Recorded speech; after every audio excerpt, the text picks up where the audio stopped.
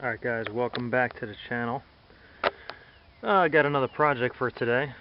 I'm actually going to work on my Chrysler. It's a V6 2.7. What we're going to be doing today is doing a little porting and polishing on the throttle body, and we're going to replace the filter. And just do a little cleaning up around the edges. You know, without boring the crap out of you guys for 45 minutes. It's going to be done in segments, and you know, hopefully I'll give you the main gist of it. Real simple task to do. So let's get started. I'm going to disassemble the intake, and then I'm going to remove the throttle body. Alright, so now we got the intake off. Basically you had to take off a oxygen sensor, a little computer chip, and you want to disconnect any parts going to the throttle body. So what we're going to do is we're going to do some porting first, and that basically what a port means is that you're removing this metal. The main issue that a lot of these throttle bodies have, and you'll find it in, I mean, you can port your exhaust headers, you can do you know, intake manifolds, and you can even do headers, or heads rather. And so since this is on a new car, I'm not really getting into a whole lot of that. I'm just going to stick with the throttle body. And what you want to do, you can see how there's a huge, I mean, this is real thick right here, and then you have this lip right here that's actually, if you were to run your finger down, you'd hit this bump, and then you'd have to go up and then over this last piece. I don't know how well you could see it, but that's basically what we're going to be doing. Is we're going to be coming in here first, removing this lip right here, removing that lip, and then we're going to be slowly dragging it out and making it real thin. You want to make it maybe half as thick as it is now. You don't want to go too thin because you might crack it or something like that. This is really fragile, so you want to take your time. You don't want to hit this plate. And another thing that I was told, that you don't want to do anything behind the throttle body. So first off, you can see it's real dirty, but there's also a lip on the back side here. Now, this is obviously 10 times closer to the plate. I think that's why they don't want you to mess with it, because you want to keep this seal perfect, and you don't want to hit this plate. So I'm just going to leave that alone.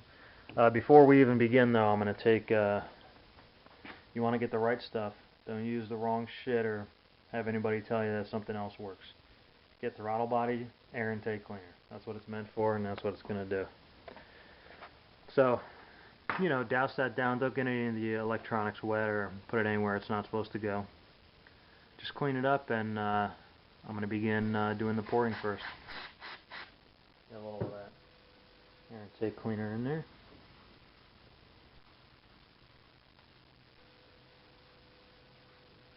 And I actually just did this not too long ago, so you might not see a huge improvement from what you're looking at right here.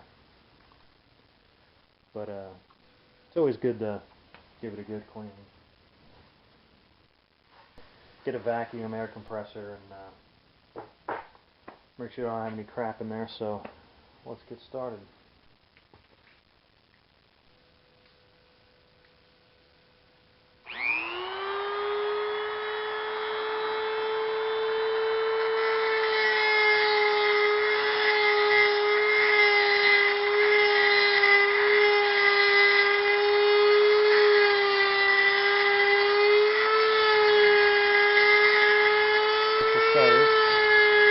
Looks like this bit's getting a little clogged up, so it was doing the job for a little bit, so let me just go ahead and change that out. And we'll try. As you can see, got a little bit done here. It's probably going to be a while. I did switch to this style bit.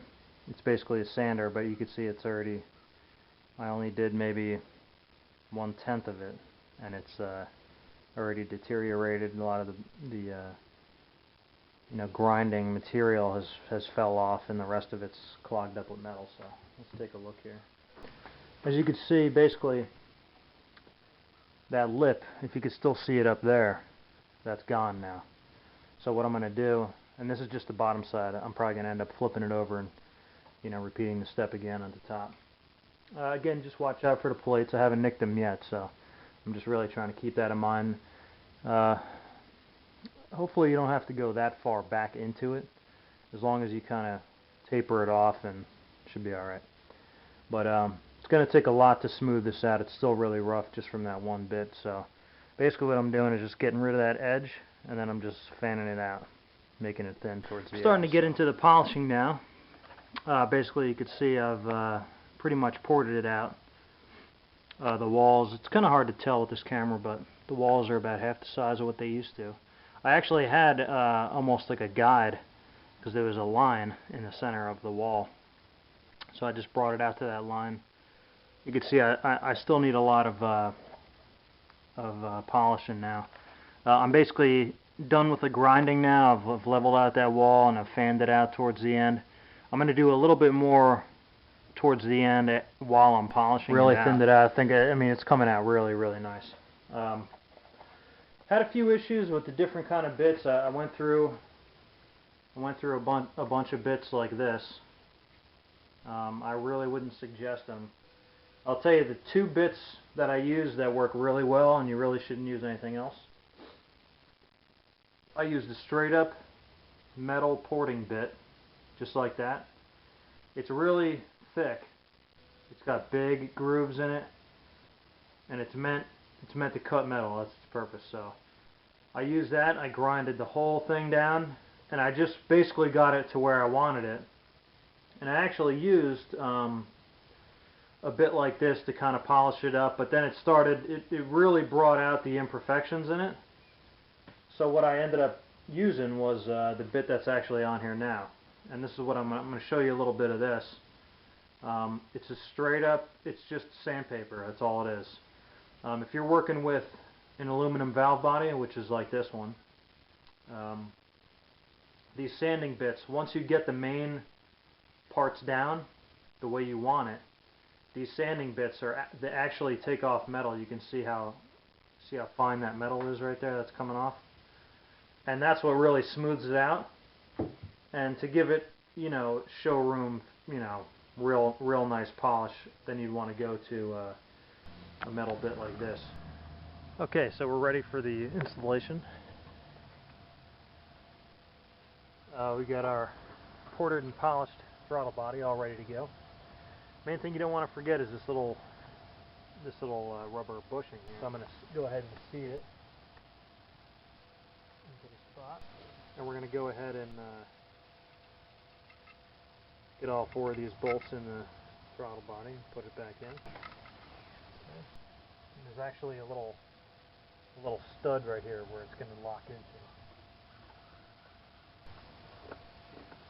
Okay, they're all good. Got the throttle body out.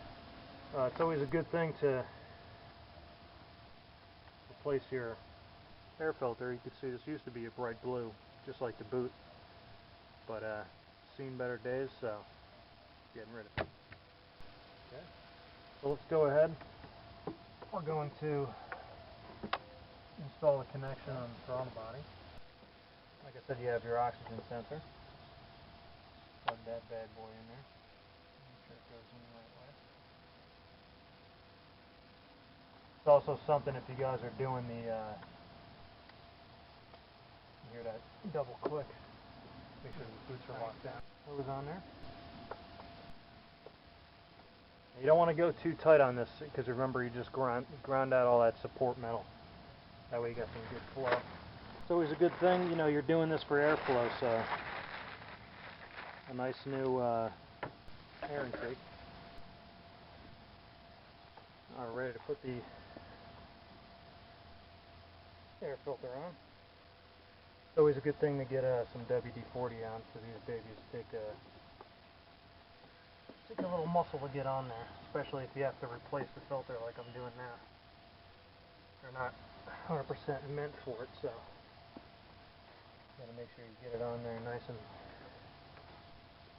tight so it's not going to go. We want to make sure it's seated. There we go. See that big jump back? It was giving me a little bit of a problem before.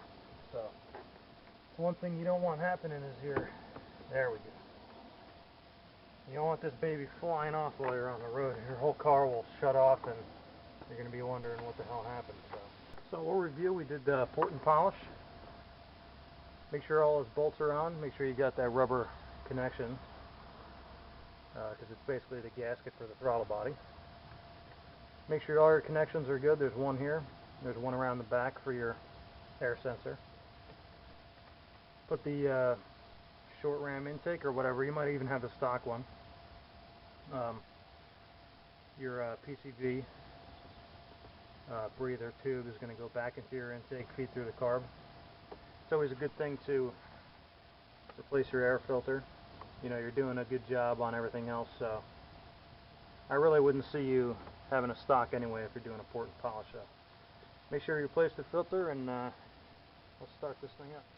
Now, it might give a few hesitations before it starts up initially, and that's usually the throttle body cleaner working its way through, and then it should fire right up.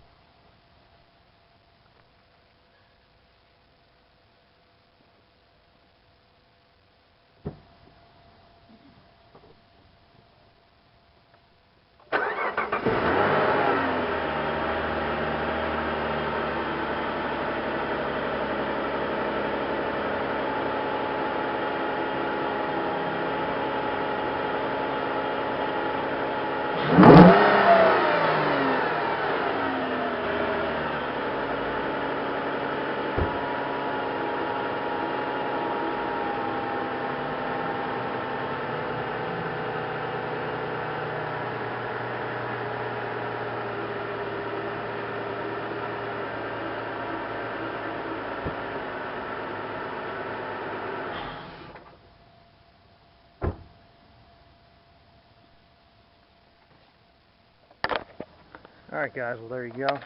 It's a port and polish on a 2006 Chrysler 300. We got everything hooked up, and I'm about to do a just a ride around, make sure everything's good, make sure you don't have any check engine lights on, and hope you guys enjoyed, and stay tuned for the next edition. Take care.